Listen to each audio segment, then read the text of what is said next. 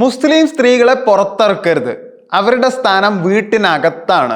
ഇപ്പോൾ യമനിൽ ഒരു പെൺകുട്ടിയെ തൂക്കിക്കൊല്ലാൻ തീരുമാനിച്ചപ്പോൾ നമുക്ക് ഒന്നും ചെയ്യാൻ സാധിക്കുകയില്ലെങ്കിലും അവിടുത്തെ പണ്ഡിതന്മാരുമായി ബന്ധപ്പെട്ട് ഇസ്ലാമിൽ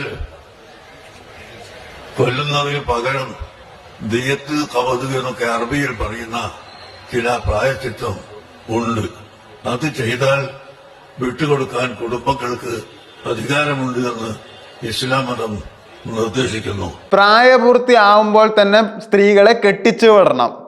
ലവ് ജിഹാദ് അല്ല, അവിഹിത ബന്ധം നടത്തുന്ന പെൺകുട്ടികളാണ് കാരണം. ഇതെല്ലാം കാന്തപുരം പറഞ്ഞ വാക്കുകളാണ്. ഒരുപക്ഷെ കേരളത്തിൽ ഏറ്റവും കൂടുതൽ പ്രഗത്ഭമായി പുരുഷനെ രക്ഷപ്പെടുത്താനും സ്ത്രീകളെ ചവിട്ടിത്താഴ്ത്താനും ശ്രമിച്ച ഒരു വ്യക്തിയാണ് കാന്തപുരം.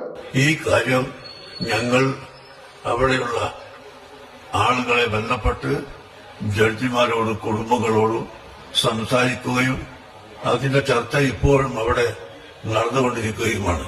കുടുംബക്കാർ മുഴുവനും സമ്മതിക്കാതെ വിട്ടുകൊടുക്കാൻ കോടതിക്ക് അധികാരമില്ല. അതുകൊണ്ട് വീട്ടുകാർ മുഴുവനും സമ്മതിക്കുമോ ഇല്ലേ എന്ന ചർച്ചയിലാണ് ഇപ്പോൾ അവിടെ ഉള്ളത്. എന്നിട്ട് നിമിഷാപ്രിയയുടെ പ്രശ്നത്തിൽ കാന്തപുരം ഇടപെട്ടു.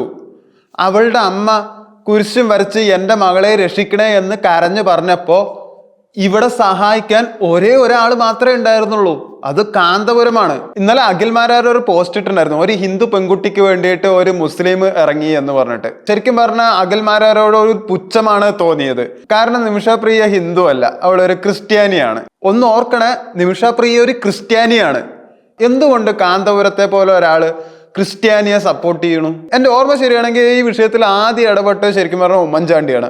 പക്ഷെ അത് കാര്യമായിട്ട് ഒന്നും മുന്നോട്ട് പോയില്ല. എന്തിന്, നമ്മുടെ സുപ്രീം കോടതി അടക്കം പറഞ്ഞു ഇതിൽ ഇടപെടാൻ നമുക്ക് കുറച്ച് പരിമിതികളുണ്ട്, പറ്റില്ല എന്ന്. അത് പറഞ്ഞിട്ട് കാര്യമില്ല, നമ്മുടെ നിയമവ്യവസ്ഥ അങ്ങനെയാണ്, ഈ ലോകവും അങ്ങനെ തന്നെയാണ്. പക്ഷെ യമൻ പോലത്തെ ഒരു ക്രൂരമായ രാജ്യം, മനുഷ്യാവകാശത്തിന് ഒരു വിലയും കൽപ്പിക്കാത്ത ഒരു രാജ്യം, അവിടുത്തെ ഭരണവ്യവസ്ഥയാണ് കാന്തപുരം ആക്ച്വലി തകിടം മറിച്ചിരിക്കുന്നത്, അതും ഈ കൊച്ചു കേരളത്തിൽ ഇരുന്നിട്ട്. ഏതായാലും നമ്മുടെ വാക്കുകൊണ്ട് അങ്ങനെ ഇസ്ലാം മതത്തിൽ സൗകര്യങ്ങളുണ്ട് എന്നും ഇസ്ലാം മതം ഒരു വർഗീയവാദത്തിന്റെയോ വർഗീയ പ്രസ്ഥാനത്തിന്റെയോ മതമല്ല എന്നും ലോകത്തിന് പഠിപ്പിച്ചു കൊടുക്കലും ജനങ്ങൾക്ക് നന്മ ചെയ്യാൻ ശ്രമിക്കലും ഞങ്ങളുടെ കർത്തവ്യമാണ് എന്ന നിലക്കാണ് ഞാൻ വിഷയത്തിൽ ഇടപെട്ടിട്ടുള്ളത്. എന്തിനാ, അദ്ദേഹം കേരളത്തിൽ ഒരു മുഖ്യമന്ത്രി പോലും അല്ല.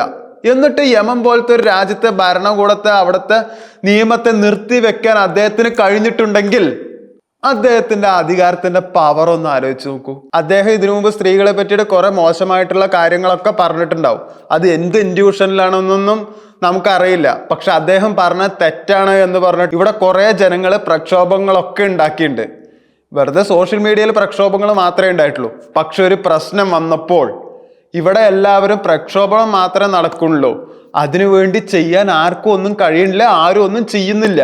അധികാരത്തിലുള്ള എല്ലാവരും കൈവലർത്തിയപ്പോൾ അദ്ദേഹം ചെയ്തത് തന്നെയാണ് ഏറ്റവും വലിയ കാര്യം. ഇപ്പൊ ആക്ഷൻ കൗൺസിലുകാർ ചെയ്യണ ഒരു ചെറ്റത്തരായിട്ടുള്ള പരിപാടിയാണ്. ക്രെഡിറ്റ് അവർ തട്ടിയെടുക്കാൻ നോക്കുകയാണ് ചാനലിലൂടെ. അങ്ങനെ ക്രെഡിറ്റ് തട്ടിയെടുത്തിട്ട് എന്താ കാര്യം?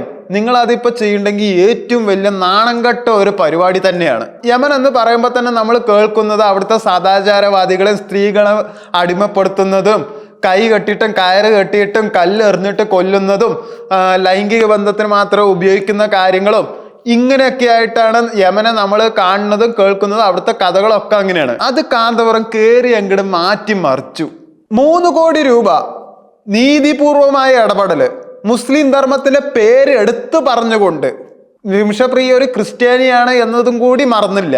എന്നിട്ട് ഈ റെസ്ക്യൂ അദ്ദേഹം മതേതരമായിട്ട് ചെയ്തത് അതൊരു വേറെ ലെവൽ തന്നെയാണ്. ശരിക്കെന്താ രോമാഞ്ചം എണീച്ചു വരുന്നു. അതുകൊണ്ട് എനിക്ക് തുറന്നു പറയാൻ കഴിയും, കാന്തപുരം ഇതിനു മുമ്പ് സ്ത്രീകളെ പറ്റി പറഞ്ഞത് ഒന്നും എനിക്ക് സ്വീകരിക്കാൻ കഴിയില്ല. പക്ഷെ ഒരു മനുഷ്യനാണെന്നോ വേറെ ജാതിയാണെന്നോ നോക്കാണ്ട് ചെയ്ത അദ്ദേഹം ഈ പ്രവൃത്തി മതത്തിന്റെ വളർച്ചയും കൃത്യതയും ഇല്ലാതെയും പ്രവർത്തിക്കാൻ കഴിയുമെന്ന് അദ്ദേഹം കാണിച്ചു തന്നു. ഇതിലൂടെ നമുക്ക് ഒരു കാര്യം മനസ്സിലാക്കാം, ഒരാൾക്ക് പല തെറ്റുകളും ഉണ്ടാവും. പക്ഷെ ആ തെറ്റുകൾ മാത്രം എടുത്ത് കാണിക്കാണ്ട് അദ്ദേഹത്തിന് നല്ല വശങ്ങളും ഉണ്ട്. അതും എടുത്തു കാണിക്കണം, അതും പ്രശംസിക്കപ്പെടണം.